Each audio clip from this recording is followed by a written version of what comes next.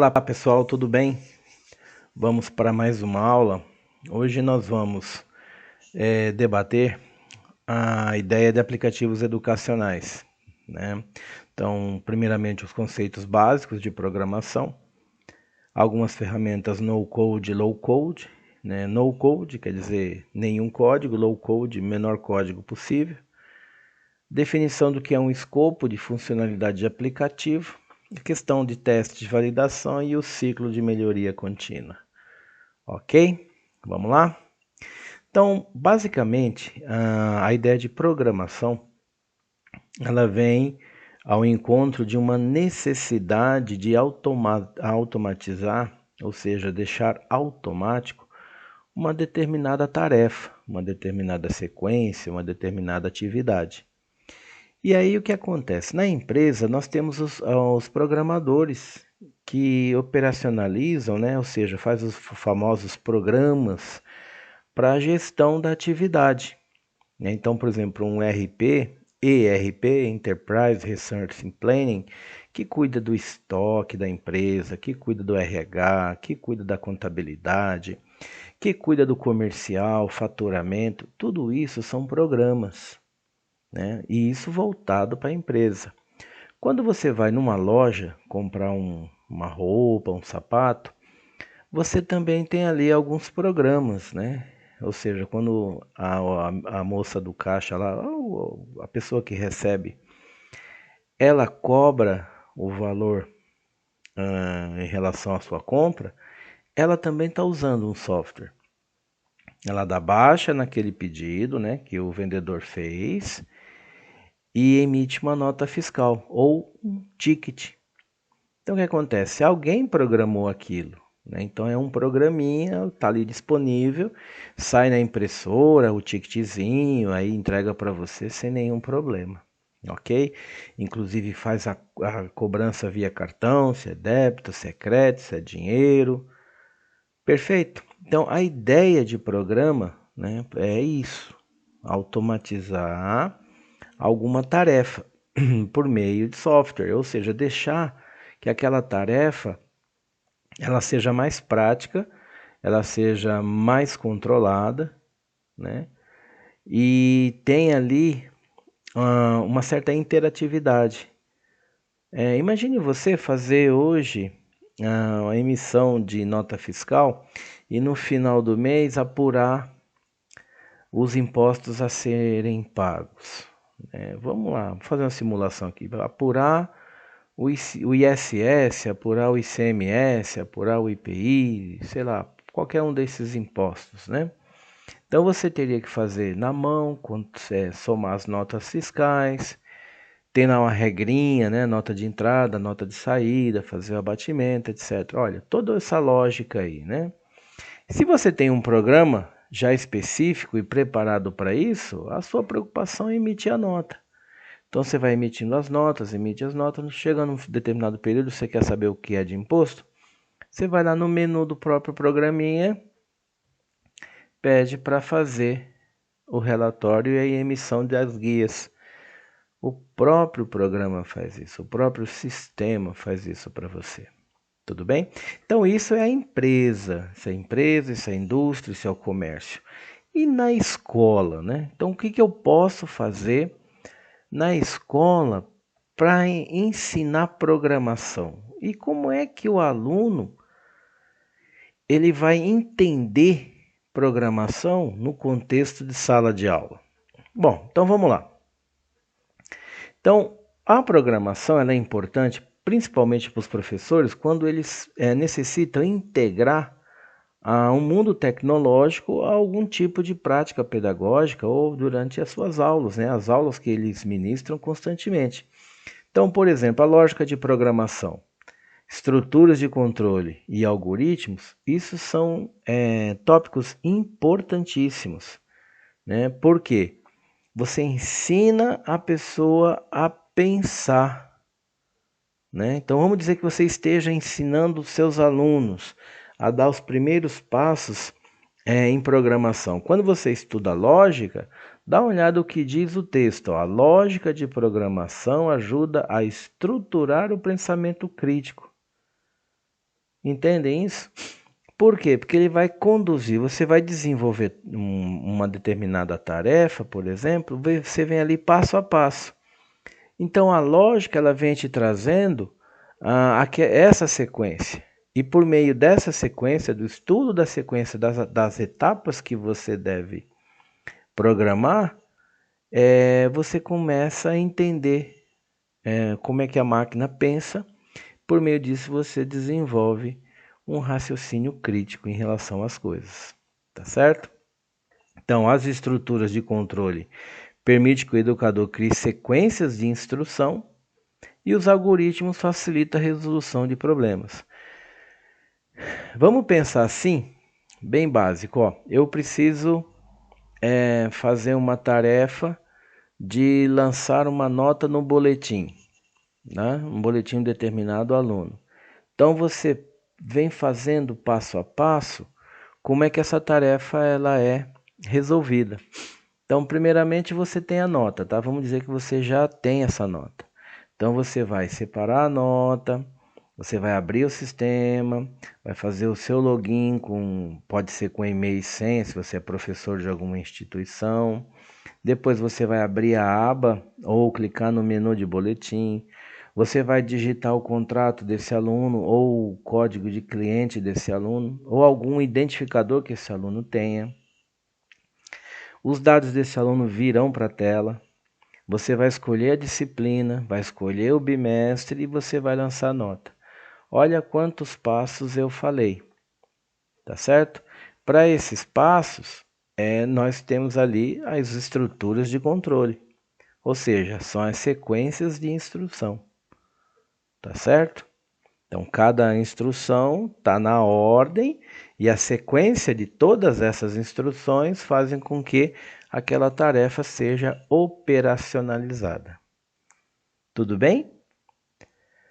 Então, o conhecimento em programação auxilia os educadores a criar soluções personalizadas, estimula a criatividade e favorece o engajamento dos alunos por meio de projetos interativos. E a curva de aprendizado pode ser desafiadora, ou seja, não é tão simples aprender programação. Não é difícil, tudo bem? Eu falo para vocês que não é difícil, porque eu sou desenvolvedor de software e eu digo para vocês que não é difícil. Mas, como o texto diz, a curva de aprendizado pode ser um desafio, porque vamos pensar que você nunca desenvolveu um software, você nunca desenvolveu uma tarefa, um programinha, um algo tecnológico. Então, você tem que fazer o quê? Dar os primeiros passos. E isso pode ser desafiador. Ok? Você tem hoje disponível, né, ferramentas no-code e ferramentas low-code. Então, tem muito... Eu vou utilizar o termo plataforma, mas não são bem plataformas, são ferramentas de desenvolvimento mesmo, né? Então, que tentam utilizar o menor código possível, tá certo? E tem ferramentas no-code, ó, no-code, sem código, ok? Tá aqui, ó, no-code, sem código. Que você faz o quê? Você vem, tipo arrastando, né? Arrasta, solta, e você vai personalizando algumas etapas, algumas tarefas, algumas partes do seu aplicativo, do seu programinha, que quando você tiver terminado toda essa interatividade, aquela solução está pronta, dá para usar, ok? Então o que que você faz? Você faz um protótipo, né? Testa, vê se está ok, se não tem erro, se está atendendo aquilo que você pensou, né? Se tiver dentro da conformidade, o que que você faz? Você publica, né? Ou disponibiliza para que os seus alunos utilizem. Tudo bem? Então aqui, ó, olha lá, as plataformas no-code permitem que o usuário construa o aplicativo utilizando interfaces visuais e componentes pré-configurados, enquanto as ferramentas low-code oferecem uma combinação de elementos visuais e a possibilidade de inserir código personalidade para funcionalidades mais complexas. Entre os principais benefícios estão a rapidez no desenvolvimento e a redução de custo, E por aqui, já, como acabei de falar, né? Como eu acabei de falar, educadores podem fazer um protótipo e implementar ideias de forma ágil, promovendo principalmente inovação nas suas aulas. Tá certo? Olha que interessante o que o autor diz. Ó. Essas ferramentas também incentivam a colaboração, ou seja, permite que outras pessoas participem. Imagina que você tem um projeto muito bem consolidado na sua escola, onde diversos professores atuam no mesmo aplicativo, né, no mesmo programinha. Então vem o professor de matemática, interage de uma forma, vem o professor de português, interage de outra forma, vem o professor de outra disciplina, interage de outra forma. Veja que maravilha, daqui a pouco você tem um programinha onde todos usam e você mantém a interdisciplinaridade, ou seja, você traz diversas pessoas, né, fazendo com que aquele conhecimento ele trafegue entre algumas disciplinas. Tudo bem? E aqui ainda fala, né? Equipe multidisciplinares. Ou seja, pode trazer gente, inclusive, profissionais, inclusive, que nem estão em sala de aula. Tá certo? Mas também que tem condição de colaborar com o desenvolvimento do programa. Tá certo? Já as ferramentas no code podem restringir a personalização e a flexibilidade, enquanto as opções low code exigem algum conhecimento técnico. Porque pode restringir a personalização. Lembra que aqui em cima diz que a no code já tem alguns componentes pré-configurados? Então, algumas coisas você não tem condição de personalizar, porque ela já está pronta lá. Ok? Você faz apenas o que? O arrasta e solta, o implementa, o aplica, tá certo? O insere. Dependendo da plataforma, tem lá o comandinho certo para você colocar determinadas tarefas ali em sequência. Tudo bem? O escopo. O que vem a ser um escopo? O escopo é um desenho, é como se fosse um mapa do todo. Então, por exemplo, vamos pensar aqui que você vai desenvolver um software, um programinha para fazer o quê?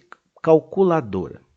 Então você quer desenvolver a sua calculadora e a calculadora, à medida que aperta alguma coisa, ela apita, ou então canta uma musiquinha, ou tem um barulho de um bichinho, não importa, mas tem lá uma funcionalidade, tá certo?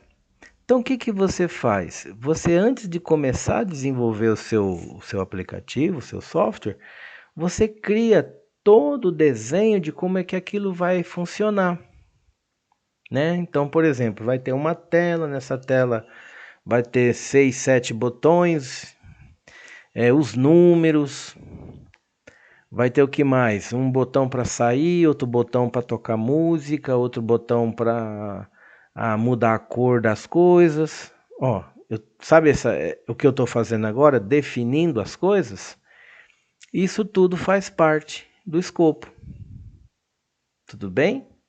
Então, tudo bem que está no primeiro nível, né, que é a camada visual, mas você tem a camada de programação, que a gente chama de regra de negócio. Então, o que acontece? Tudo que o programinha deve fazer.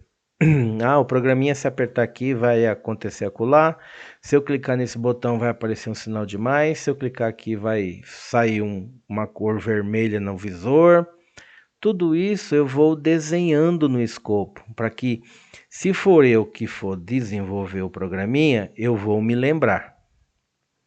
Se não for eu, outra pessoa que vai desenvolver, ela olhando o escopo, ela sabe o que nós precisamos.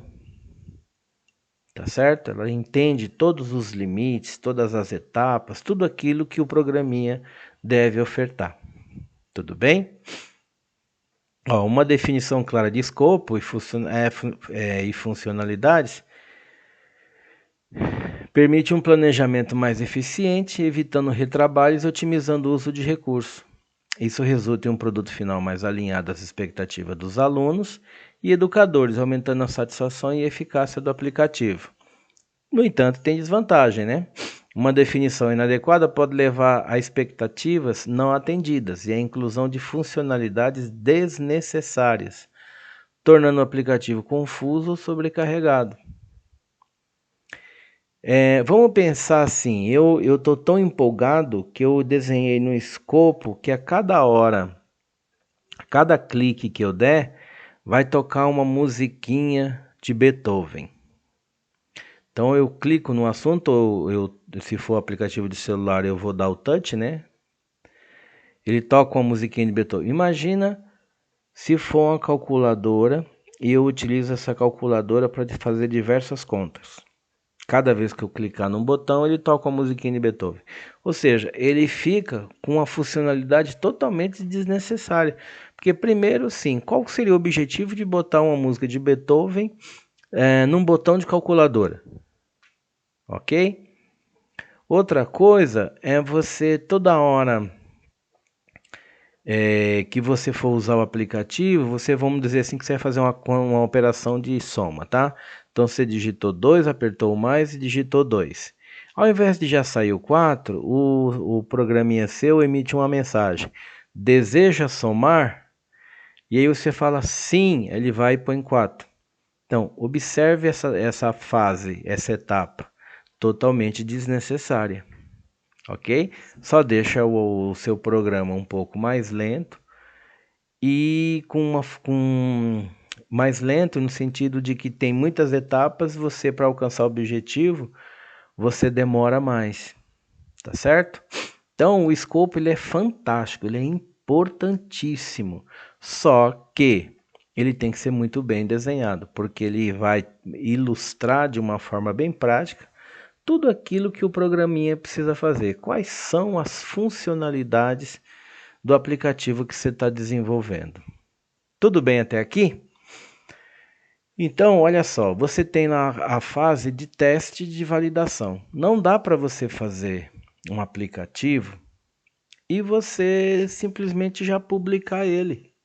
Já coloca ele todo mundo vai usar aqui, já vamos fazer. Não, você tem que fazer uma etapa, você tem que passar por uma etapa de teste, que isso pode levar horas, né? Dependendo das pessoas que estão te ajudando a fazer os testes, isso pode inclusive levar dias, tá certo? Dependendo das funcionalidades do seu aplicativo, isso pode levar dias.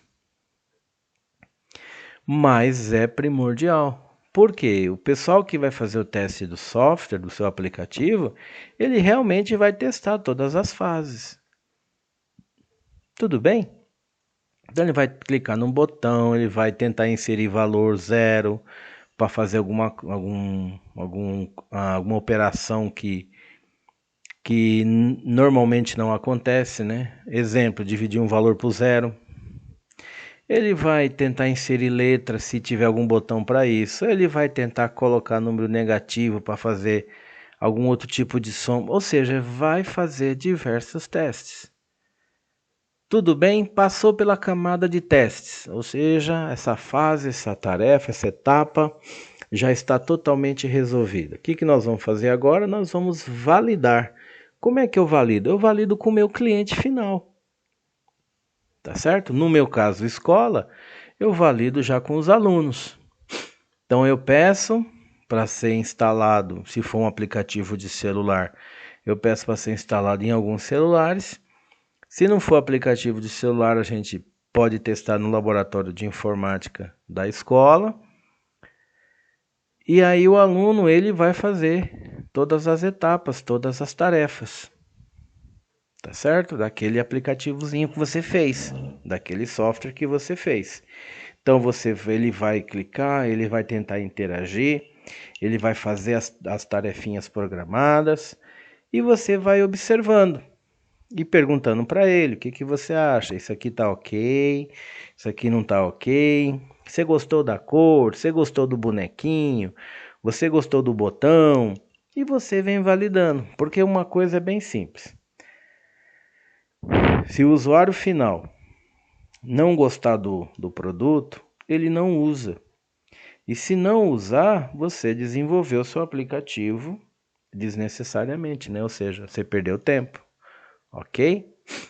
Você tem que fazer com que o seu usuário final ele goste de utilizar a sua aplicação. tá? Então aí dá tudo certo. Tudo bem? Então, como é que a gente faz a questão da validação e do teste, né? Tá aqui, ó. Esse processo envolve a coleta do feedback direto dos alunos durante a fase de testes, utilizando métodos como grupos focais, entrevistas e questionário. Ele aqui está falando da validação, tá? A observação do uso do aplicativo em ambiente real também é uma prática valiosa, tanto para teste quanto para validação. Então aqui tem a validação com alunos permite identificar pontos fortes e áreas de melhoria, garantindo que o aplicativo seja intuitivo e funcional. Isso não apenas aumenta o engajamento dos alunos, mas também promove um senso de pertencimento, pois o aluno ele adora colaborar, né? Então ele sente que você ouviu as sugestões dele e com um certo percentual de probabilidade de que você vai adaptar o produto para que ele possa usar. Tudo bem? No entanto, essa etapa pode demandar tempo e recurso, além de exigir uma disposição para ajustar o projeto com base nos feedbacks, ou seja, nos retornos. Tudo bem? Também é possível que os resultados dos testes sejam influenciados por fatores externos, como a resistência à mudança ou a falta de familiaridade com a tecnologia. Então aqui nós falamos a questão dos pais, dos responsáveis. Você precisa instalar um aplicativo que você desenvolveu ou alguém desenvolveu para você, que dá aula de reforço em matemática. Mas ele vai ser instalado no celular do responsável. E aí você chama o pai, ou o responsável, né? Explica toda a tarefa, mas a pessoa ela se mostra resistente. Porque, primeiro, não tem muita facilidade com a tecnologia, e em alguns casos ela nem quer passar por isso, ou seja, quer disponibilizar o seu tempo para ajudar alguém a utilizar esse tipo de aplicativo, ok? No caso, vamos falar bem claro, né?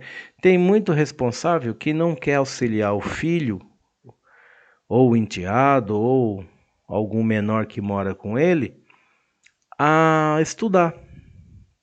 Então tem lá um aplicativo de reforço que poderia dar ótimas condições para o aprimoramento da língua portuguesa, da matemática, da geografia, só que muitas vezes os responsáveis não querem se envolver com isso por questão de dizer, principalmente, que é falta de tempo. Ok? E aí você desenvolveu, você fez todo o ciclo, né? toda a etapa de desenvolvimento, você descreveu lá o controle das estruturas, você fez os algoritmos, você fez lá, utilizou uma plataforma de no code para desenvolver, ou seja, sem código algum. Você propôs seu programinha, tudo ok, validou junto com os alunos, fez os testes, fez a validação. Pois bem, você vai agora implantar o sisteminha no computador ou no celular dos seus alunos ou responsáveis e você acha que acabou? Com toda certeza não. Você vai entrar agora no que nós chamamos de ciclo de melhoria. Ou seja, a cada momento você precisa implementar uma situaçãozinha, uma melhoria nova no seu software, né? Então, ou seja, você vai aprender coisas novas, algumas outras coisas vão surgindo, ok? E você também vai acompanhando na internet essas coisas que vão surgindo e você fala, isso aqui também dá para colocar no programinha. Então você já vai melhorando ele, olha só, ok? Você descobriu que o programinha fazia as operações básicas de matemática e agora você quer colocar operações um pouco mais complexas. E assim sucessivamente, ou seja, você tem sempre um ciclo de manutenção e um ciclo de melhoria contínua. Isso para tudo, tá? Até mesmo para desenvolvimento de produto físico. Ok? Então você sempre vem ali mexendo, né? Vem aprimorando cada vez mais o seu programa. Tudo bem? Então, vamos para alguns exemplos. Então, nós temos o CodeSpark, a telinha dele é essa daqui, que nós já vamos ver daqui a pouquinho. É uma plataforma para você desenvolver os seus primeiros programinhas. Então, aqui tá vendo? Ó, Learn to Code App e Digital Workbook. Observe que aqui você já tem um tipo de um joguinho pronto, né? Que você também pode interagir com ele. Ok? Aqui nós temos a Khan Academy, que eu acho fantástico, principalmente para contribuir com aula de reforço, com aula melhoria de aprendizado. Tá certo? Olha, eu tenho uma tela mais para frente, tá aqui, ó. Matemática do ensino fundamental de primeiro a nono. Aqui tem o prepare-se para o terceiro ano, quarto ano, até o médio. Aqui há aulas de economia e finanças, ciências humanas, habilidades para a vida, ciências e engenharia. Vamos dizer que você escolheu algum dessas séries aqui, ele vem para um assunto assim, ó, aqui, ó, matemática de ensino fundamental primeiro ano, e aí você tem o número das unidades e aquilo que precisa ser estudado. Ok? Então, unidade 1, ó, números, conhecendo os números. Unidade 2, operações. Unidade 3, álgebra e assim sucessivamente. Então, lá de cá, você clica nesse link, ele vai abrir vídeo e vai abrir algumas tarefas. Tá aqui, ó. Tá vendo? Aqui, para essa tarefa, conhecendo os números, para essa primeira unidade, nós temos 3 vídeos.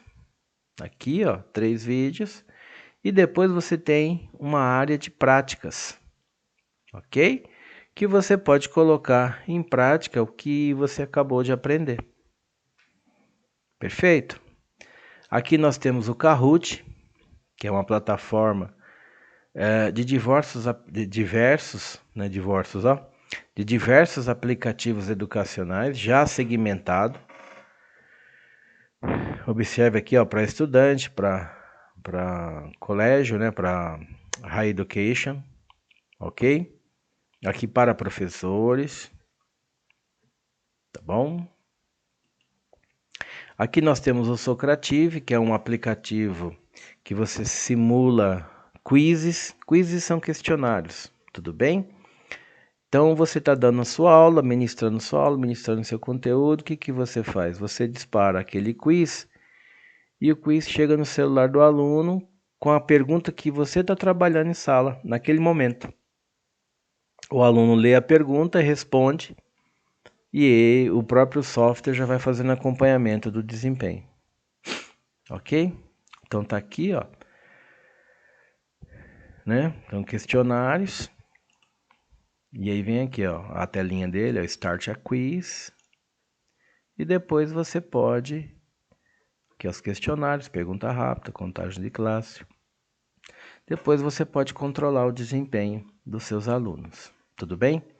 Então aqui estão as referências para essa aula, mas eu gostaria de apresentar praticamente para vocês cada plataforma. Então aqui, veja que tem o CodeSpark, né?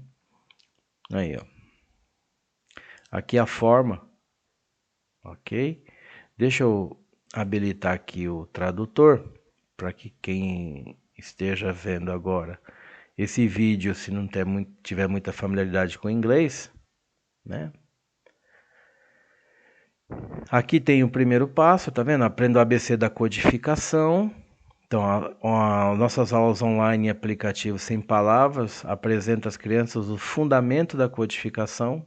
Observe, ó, apresenta às crianças, ou seja, são aulas para crianças em relação a códigos, né? Códigos para como criar seus primeiros programinhas. Aqui ele pratica, tá vendo? As crianças praticam seu novo idioma em um ambiente divertido e baseado em jogos. Aí vem a ideia da gamificação, tá certo? Então elas criam frases de código por meio de quebra-cabeças e jogos. E expresse-se com código. Os jogos são as histórias que contamos por meio de poderosa linguagem de código. Então o aluno, né, ele começa já a fazer os seus primeiros códigos, tá certo? A desenvolver o interesse por isso. Aqui está o valor, tá certo? Olha só, as crianças se tornam criadoras, né? As crianças se tornam criadoras. Aqui, ó.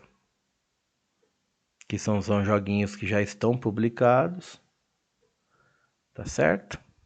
E é isso. Vamos para a Khan Academy, que é uma das que eu mais gosto. Aqui, ó. Vamos para a área de alunos, aquela tela que eu estava mostrando para vocês, tá certo? Então, a área de alunos, você tem uma área com os conteúdos, né, que estão disponíveis. Então, aqui, bom, aqui vai precisar cadastrar, eu não vou entrar com cadastro, eu vou então vir para cá, ó, tá certo? Então, aqui está o material. Então, vamos pegar aqui o primeiro aninho, ó, matemática, e eu vou pegar o primeiro aninho, ó. Cliquei aqui. Aqui estão as unidades que eu preciso cursar, né? Preciso fazer, preciso acompanhar com o meu aluno ou com o meu filho, tudo bem? E aí você vem fazendo aqui, ó, ó, a cada etapa ele vai te abrindo as tarefas. Aqui embaixo você tem a descrição dessas unidades aqui, ó. Então aqui é a unidade 1, ó, conhecendo os números. Então vamos clicar aqui. Aqui, ó, os vídeos, tá certo?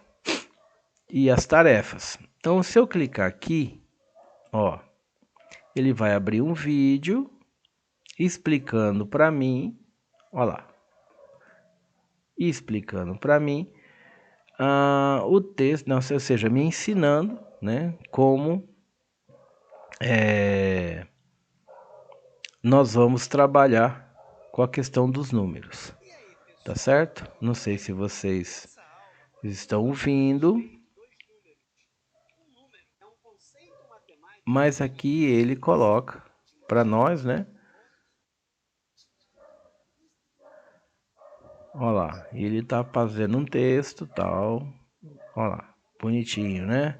Vem ensinando como é que você faz, tá certo? Também é legendado. E aí vamos dizer que você terminou de assistir esse vídeo e você já sabe como fazer, né? Então você vai fazer o quê? Você vai procurar a atividade. Então você volta aqui, não é isso?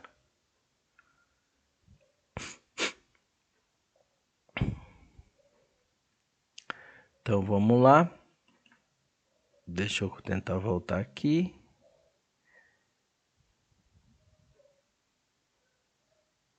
Vamos voltar aqui em cima que é mais rápido, né? E aí você, depois que assistiu todas as aulas, você fez lá com seu aluno, ou com algum parente, ou com seu filho, não importa. Você fez lá as atividades, você assistiu os vídeos. O que você precisa fazer? Você precisa fazer os exercícios. Então, você clicando aqui, ó lá, ele vem para a fase de exercícios aí, ó. Vem aqui um assunto, você escolhe letra A ou letra B, tá certo? E assim sucessivamente. Ó, aqui embaixo, ó, resolva todos os 4 problemas. Então você resolveu os 4 probleminhas, o sistema vai verificar e vai te dar a correção. Tudo bem? O Khan Academy, gente, ele é muito bom. E aí nós aconselhamos que a família utilize o Khan Academy para aula de reforço. Então, muitas vezes o aluno está com dificuldade em algumas tarefas, alguns conceitos, algumas atividades, e ele vem aqui, assiste o vídeo de novo, resolve outros problemas, né, outros probleminhas em relação ao mesmo assunto, e ele se sente mais seguro em completar o seu nível de aprendizado na escola. Tudo bem? Outro item aqui é o Kahoot, né? O Kahoot é uma plataforma cheia de aplicativos, cheio de trabalhos, cheio de softwarezinhos que você pode utilizar por meio de jogos, tá certo? E aí aqui ele te coloca, né, olha, ó, o Kahoot na escola, no trabalho, em casa, na comunidade. E é a forma como você pode desenvolver a aprendizagem, né? Deixa eu colocar aqui o tradutor mais uma vez. Lógico que você tem que fazer, né, uma conta aqui, né? Tem que contratar, tudo bem? Mas tá aqui, ó. Ofereça mais variedade de jogos, modos de estudo e ferramenta de apresentação por meio de passes de estudante. Então, ou seja, você contrata uma conta lá, né? Tem lá um valor e o aluno ele vem aqui em cima tá passando, tá vendo os joguinhos, ó? São todos jogos de certa forma educacionais. Então você vem, escolhe um jogo desse, cada jogo tem o seu objetivo, né? Para que foi desenvolvido aquilo. E o aluno, ele vai, né? A criança, ele vai fazendo as suas tarefas por meio de jogos. Aqui, tá vendo? Ó, ele ensina como você cria, tá certo? Olha lá. Ele tem, o próprio Kahoot já tem ali um gerador de questões por meio de inteligência artificial e assim vai, ok? Então é uma plataforma muito interessante também. Aqui até alguns exemplos, olha. Elevar o nível de discussão em sala de aula, tornar a avaliação incrível, etc, etc. Tá bom? Então serve a dica. Aqui tem uma série de vídeos, olha só. Tudo os vídeos que ajudam a você, né? Como é que fala? A decidir querer utilizar o Kahoot ou não. Tá bom? Mas com toda certeza, depois que você assiste o vídeo um pouquinho, você já quer desenvolver um game, um joguinho educacional. Muitas vezes esse joguinho já tem aí, você já quer jogar, trazer as crianças para participar disso. Tudo bem? E aqui nós temos o Socrative, ó. Socrative, que ele cria, você pode criar, né, quizzes, questionários, aqui, ó, tá certo? E aí você cria a pergunta baseada no tema da aula que você vai fazer, tá certo?